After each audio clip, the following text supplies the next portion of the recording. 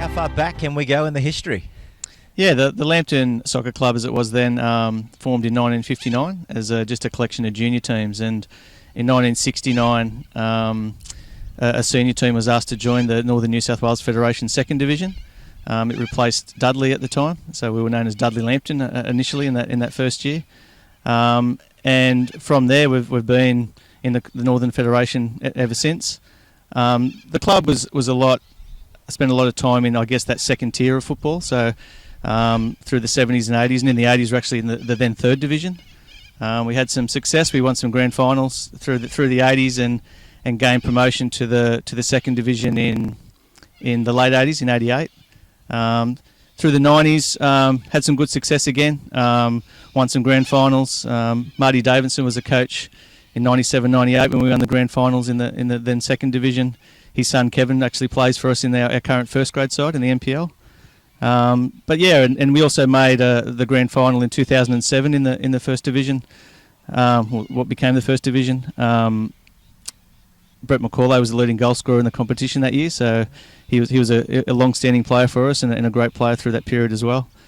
But it all pretty much led to, I guess, 2010 when Chris Nedden came on board as our football manager, and David Tamcheski arrived as our first grade coach, and we made 3 grand finals in a row and won the second tier competition in 2012 and gained promotion into the state league then, and now what is now the NPL. So I've only been 4 years in the top division, but it's been quite a ride. In our first year we were just hoping that we wouldn't get relegated, and we ended up making the grand final, and the following year we won the premiership, won the grand finals, so, and we were runners up in the competition last year. So it's been quite a ride, and from humble beginnings, I guess. Yeah, and I guess, you come out here when the games are on, you get great support, which is fantastic. Yeah, a lot of those guys, I mentioned the teams that were successful through the 80s and the 90s, and a lot of those old boys, as we say, have stuck with the club and are still great supporters of the club. Someone like Paul Hamilton, his company OAS, is a big supporter and sponsor of the club. He played through that period, and his father, actually, Jack Hamilton, was instrumental in the formation of the senior club back many years ago as well. So yeah. A lot of the viewers, they come from interstate as well, and they always know about the Newcastle Jets. They also know about Joe Wheelhouse. He's now at the club as well. Absolutely, yeah. So when we gained promotion to the NPL, or the state league, as I said, in 13, we actually had his younger brother Abe playing with us, and Job finished up at the Jets. He was the captain, and a prominent player, an excellent guy. And he was good enough to come down and started playing with us midway through that season. And he's just been excellent. The quality is one thing, but just his approach, his humility since he's turned up, and just what he's offered to our club, just in professionalism, one thing absolutely, but just the way he's gone about it and helped the young guys, he's been tremendous for our club and a big part of our success. And I guess off the field too, as far as registrations go, if a lot of the younger kids coming through these days think, wow, Wheelhouse is at the club, I want to be a part of that too. Does it work like that? Absolutely.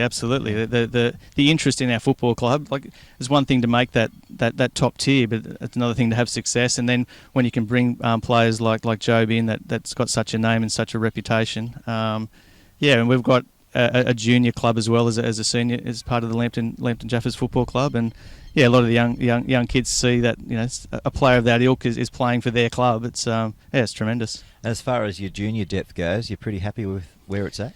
Yeah, we've got a lot of junior football teams, which is, I guess, in a participation sense. And as part of the NPL now, we run under 13s through to what next year will be under 20s in addition. So for us, it's I guess relatively new for us to have the elite youth development, having only been in the top tier for a few years. So we haven't got, I guess, the players coming through our juniors like a Magic or Olympic or Adamstown that have been around for a little while in the top tier. But we're hoping in the future we've got some good people down there. Steve Bland, Jim Foley, who's well known around Newcastle as a football coach, helping in the youth. So we're hoping in the future that we'll not only bring players like Joe Wheelhouse to our club, but we can actually produce a Joe Wheelhouse in the future. And as far as the ground, the club's pretty much always played here? Yeah, back in '69, we started out at Dudley because I think we were just replacing them back in then. But pretty much Arthur Eden Oval became the home ground in that year, and we've been here ever since. It's certainly been developed in the last 10, 15 years.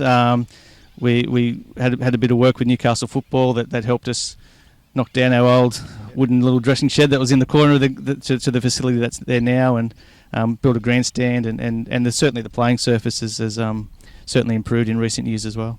I'm looking around. Talk to me about these birds.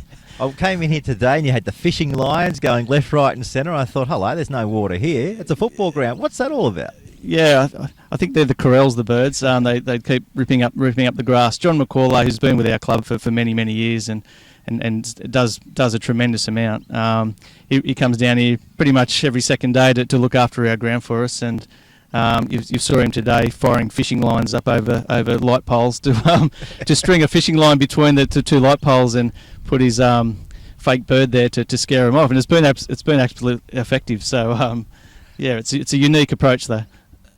So has the club always had bird problems? Yeah, for the last few years, absolutely, and I'm assuming the grounds around here like Harker and etc. have similar. So, but yeah, it keeps them off. So our pitch is looking probably the best around here at the moment. So it's good. It's pretty lush too. Absolutely. Mate, as far as sponsorship goes, it's always tough sometimes clubs to attract sponsorship. Is it any different to you guys? Yeah, no, I think absolutely. In essence, it's just you're looking for people just to support your club. Like the return is not huge, but again, when you have some success and you can bring some extra players in and you can get some coverage and like yourselves, it's excellent because it just gives us a little bit more product to be able to support that. And Chris Nedden is our football manager, and he's come on board and been able to attract a lot of people that he was connected with that have really helped our club. That we wouldn't be here without that. The benchmark is lifted for what's required at this level, which I think is great, but it keeps asking for extra resource and extra volunteer support as well. But so it's always a challenge, absolutely. Yeah, I guess the bread and the butter is the volunteers as well. Is it still difficult to attract volunteers on a week-to-week basis? Yeah, look, absolutely. I think you're always looking for where the succession comes. Like I mentioned, John McCauley, he's been here for many years. We still have Jeff Newton. Jeff Newton played in that 1969 team I mentioned. He's still with the club. You'll still see him selling raffle tickets on a Saturday down at match day. Vic Ether, another guy who's been with the club many years. So I guess the nature of life changes. I guess we're all very busy, and it is always hard to ask volunteers to come on board. But we're blessed with the fact that we have a lot of people from coming in, doing barbecues and setting up grounds and all those things that need to happen to support a football club. But yeah, as you move on, the burden on the volunteers certainly has increased. But we all do it because we love it, and the result is, I guess, the competition that we now have, and are able to attract and develop young guys to play in the future as well. So I think it's all good, but the clubs are the volunteers. Without them, the players and the coaches get the accolades and the headlines, but without the volunteers behind the scenes, there's no football clubs. And I fully respect every club's the same. Every club have their small band of people that really get in and make all this competition possible. What made you personally want to take on such a high-profile job at the club? Yeah, I played for the club many years ago, and I started when I was 5 years old. I've pretty much been here all my life, so it's been one of those situations where I've just really loved it. I played and I stopped playing and I started coaching, and I've just always been involved with the committee. And I guess the success that we've had is one thing, but I've been here through the ups and downs as well, and it's just been, I guess the enjoyment's there, and when you see young guys come through and you have the success like we did in the FFA Cup last week, and you experience that high, it keeps you coming back, doesn't it? Does it what? Talk to me about that FFA. Must be a great time to be a part of the club again. Yeah, absolutely. As I said, we've had some success at the NPL, and this year we're not going quite as well as we have in previous years, but watching, I guess, Edgeworth play Melbourne City last year, is something that we just said, look, we would love to be a part of that. Like, how good's that? And to turn up last week and play Hamilton Olympic, who were the undefeated leaders on the top of the table. They went 1-0 up, and the boys just really rallied. I thought it was their best performance in the second half.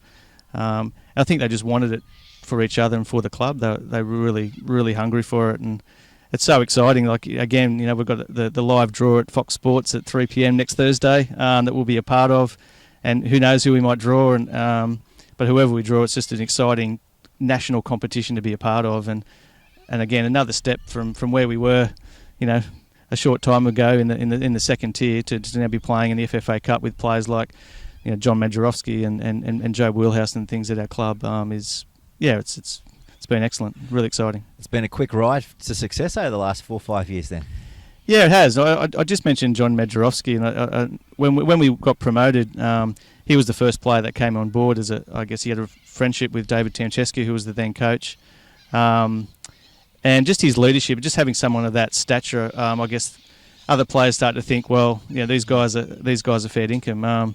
We started a little bit slowly, and as I said, I think we won our first game 5 games in, and we wanted to just avoid relegation, and then Job jumped on board, and other players over the last few years, Kevin Davidson, who I mentioned, Peter McPherson, who has also had National League experience. We had Danny Ireland, who was a great goalkeeper with us and is now at Olympic, and then Brad Swancott comes on board, who again has that level of experience. So those players certainly help, but they've contributed massively to our club, and great success. Yeah, it's the common thread, isn't it, amongst sports clubs? It's the team performance, not just on the field, but it's that team performance off the field, as you say. Yeah. We're really mindful of our culture. Like, I guess the Jaffas through the 90s and even in the 2000s was just around the guys turning up and supporting each other and having a real go. We were, we weren't flush financially. We weren't competing at that level, but we were always just competing with what we went out there and put on the park. And we wanted to continue that sort of culture in our team. And those guys I mentioned have come on board and just and been that and everything and everything more as well. So it's been. You've got to have the right players to have that culture as well, and those guys have been the right players as well as quality players. They've been quality people as well, and it's just been really enjoyable.